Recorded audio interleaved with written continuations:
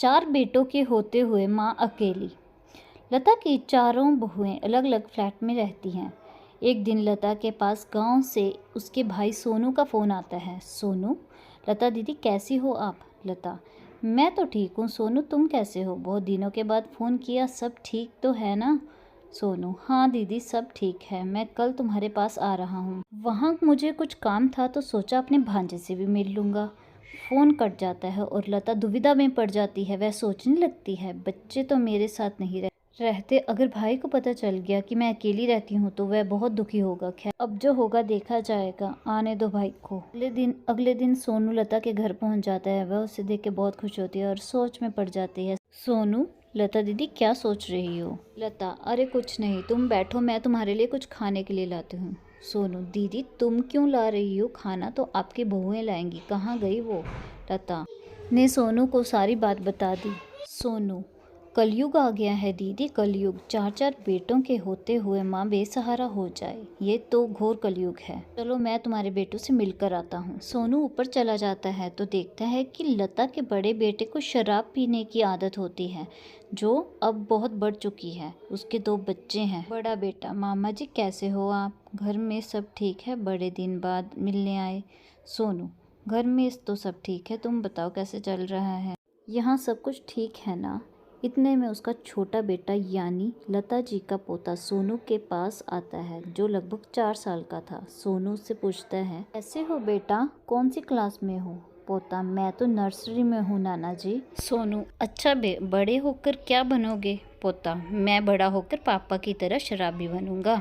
यह सुनकर सभी लोग हैरान रह गए और शमा फूट फूट कर रोने लगी और रोते रोते बोली, शमा, अगर मैं अलग ना हुई होती तो ये इतने शराब ना पीते।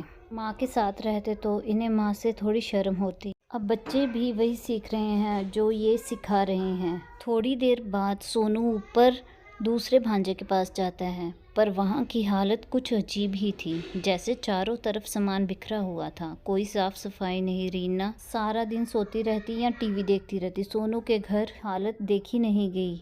उसने बातों बातों में ही पूछ लिया, सोनू बेटा घर बदल रहे हो क्या? सारा सामान बिखरा पड़ा है। रीना झट से बोली, रीना, मामा जी पहले सब माँ के साथ रहते थे ना, तो सारी बहुओं को एक ही काम करना रहता था तो काम जल्दी से हो जाता था। अब सारा काम मुझको ही करना पड़ता है तो समझ में ही नहीं आता कि कहाँ से शुरू करूँ और कहाँ पर ख़त्म। सोनू, अरे तो बेटा एक काम वाली को रख लेते रीना, इतनी सैलरी कहाँ कि काम वाली को रख सके। मामा जी, हम अलग फ्लैट में ना रहते ना इतनी परेशानी होती, वहाँ सब मिलजुल कर। ये कहते ही रीना की आंखों से आंसू बहने लगते थे।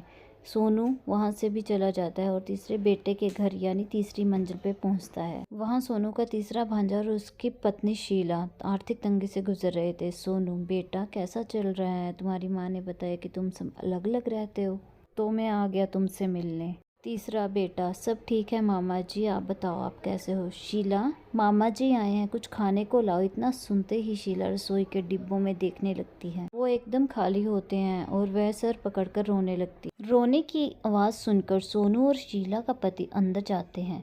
सोनू, क्या हुआ बेटा, रो क्यों रही हो? शीला, क्या बताऊँ मामा जी, मैं अपनी किस्मत पर रो रही हूँ। अगर मैं भाभीियों के बातों में आकर घर से अलग ना हुई होती तो आज ये दिन देखना ना पड़ता। घर में खाने के लिए कुछ नहीं है ना, और काम का भी पता नहीं मिलेगा कि नहीं। हमारी सास हमेशा हमारा ख्याल रखती थी और आज ये दिन सिर्फ मेरी वजह से देखने को मिल रहा है। शीला अपने किए पर बहुत पछताती है। अब सोनू चौथी मंजिल पर जाता है और वहाँ ताला लगा दिखता है। वह अपने भांजे को फ़ोन करता है तो पता चलता है कि उसका एक्सीडेंट हो गया है। वो उसकी पत्नी गीता अस्पताल में है। सोनू भी अस्पताल में पहुंचता है। सोनू के पूछने पर सोनू के चौथे भांजे ने सारी बात बताई। इतने में गीता भी आ जाती है।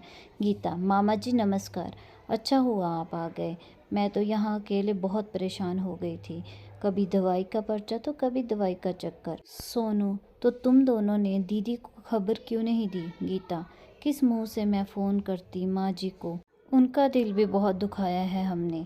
आज बहुत पछताती हूँ जो उनसे अलग रहने के लिए सोचा। अगर हम सब साथ रह रहे होते तो आज मुझे इतनी परेशानी का सामना नहीं करना पड़ता। सोनू अपने तीनों भांजों और लता जी को खबर कर देता है और सभी अस्पताल में आते हैं। सोनू चारों भाइयों को एक दूसरे की परेशानी के बारे में बता देता है। चारों भाई एक दूसरे के गले लगते हैं और एक दूसरे से माफ़ी मांगते हैं। अब दोबारा सारा परिवार एक हो गया और सब मिलजुल कर रहने लगे। अगर एक भाई पर कोई परेशानी आती तो सारे भाई मिलजुल कर उसका सामना करते। एक दिन लता ने अपने बेटे और बहुओं को बुलाया और कहा, देखो तुम सब एक साथ रहते हो तो कितना खुश रहते हो।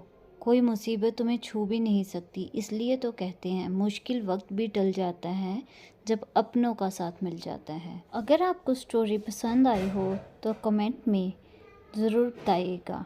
लाइक शेयर सब्सक्राइब करना मत